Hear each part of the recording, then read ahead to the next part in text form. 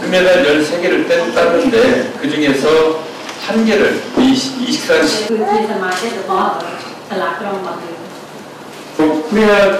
프레아비와 싸우니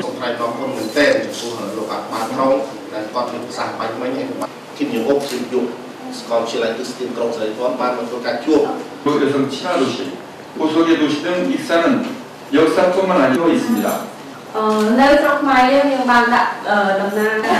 아무튼 지금은 높은 여자가 하나도 없어요.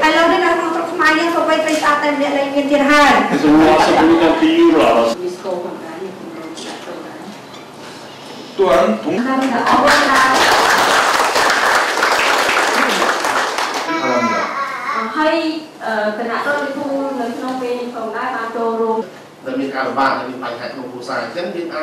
មានប្រទេសសង្ឃឹមដែលចាប់ពី